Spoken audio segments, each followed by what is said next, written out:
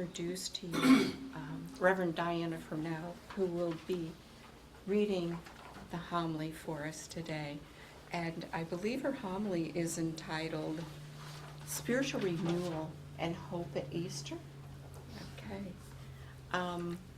Are we just recording, or are we going live to Facebook? I'm sorry. We're just recording. Yeah, we'll put it on Facebook later. Yeah. Okay, so Diana, I'll turn things over to you. Good morning. Good morning. I'm Reverend Diana Friedell, the pastor and co-director here at the Institute for Spiritual Development in Oneonta. My first reading for today is from Meditations from A Course in Miracles. If you're not familiar with that book, I think a lot of us probably here are. The author, Helen Schuckman, said the text came to her as inner dictation from Jesus Christ. And if you've ever been a part of a Course in Miracles study group, can you raise your hand?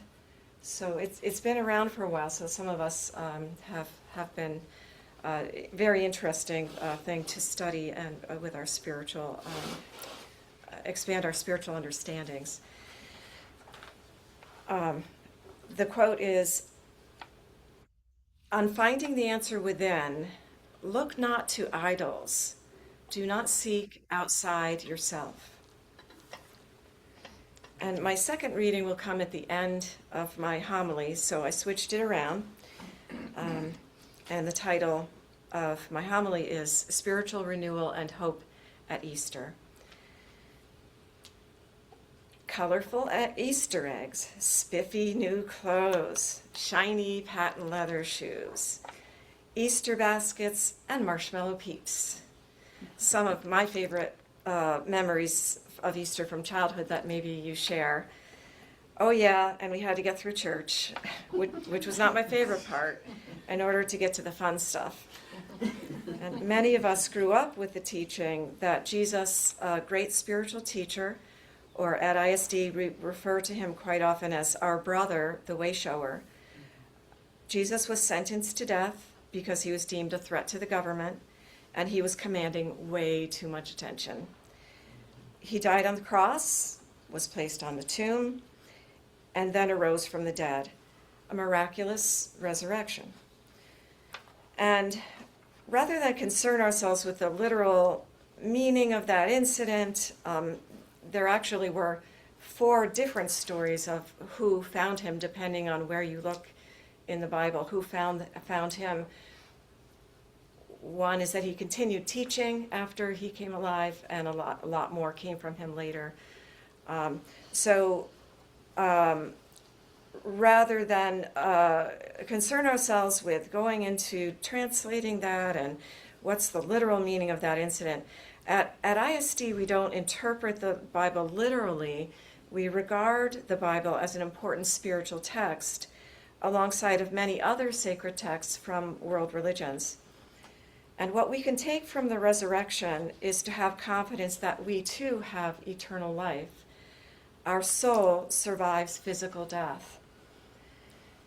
But where did the other Easter traditions come from? Eggs and bunny rabbits. Well, way before Christianity became dominant in ancient Europe, pagans had an annual festival to honor spring equinox, the earth awakening, the return of the sun, and Ostara, the goddess of fertility. And as part of the strategy to absorb and therefore eliminate pagan religions, the early Christians eventually adopted the name Easter for their own spring holiday, and the equinox festivals gradually declined over time. Current day pagans have revived these traditions, so we'll quite often go to a celebration of the equinox, etc. So rabbits and painting eggs, which were pagan traditions, got woven into the Easter traditions. So today, on Easter, may I suggest that rather than memorializing one singular event, we celebrate the idea of metaphysically rising above, finding joy in signs of new life, and confidence and faith that we too have eternal life as spiritual beings in this human physical body. So here's the reading for today. I found it online about this season and how to appreciate this holiday from a spiritual perspective. There's a moment each year when the world seems to inhale and hold its breath. The ground softens. Light lingers. What once appeared dormant begins, quietly and without announcement, to rise again. Easter arrives not as a declaration, but as a remembering. This is the season of return.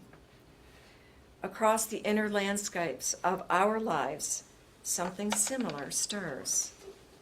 Old certainties dissolve, identities shed their rigidity.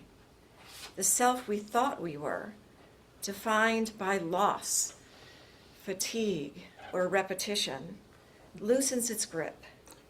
In this loosening, a deeper truth becomes visible. Nothing essential is ever truly lost. It only waits, patient and intact, like seeds and plants in the winter, for the right conditions to emerge. Spiritual rebirth is not a single event. It is a rhythm, a pattern woven into existence itself. We see it in the earth's renewal, in breath after breath, in the way insight follows confusion and clarity follows surrender. What appears to end is often only changing form, preparing for another expression of life.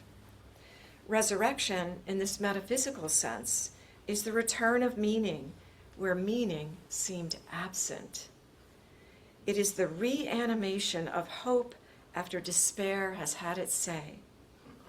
It is the self remembering its connection to something larger, an intelligence, a harmony, a living presence that moves through all things and is never extinguished. Easter reminds us that transformation does not require force. The seed does not struggle to become the tree. It yields to darkness first. It accepts the unseen process. Only then does it rise, carrying within it everything that was needed all along. So too with us. When we allow the old stories to fall away, the ones rooted in fear, separation, or limitation, we create space for a truer identity to surface. Not a new self, but a revealed one. The self that knows it belongs. The self that trusts cycles. The self that understands that every ending is an invitation rather than a verdict. In this season, we are invited to participate consciously in renewal. To notice what within us is ready to awaken. To honor what has completed its purpose. To stand gently at the threshold between what was and what is becoming. Easter then is not bound to history or doctrine. It is written into the architecture of being. It is the promise that life renews itself, that consciousness expands, and that even after the longest winter, something within us remembers how to rise. And it does, again and again. Thank you.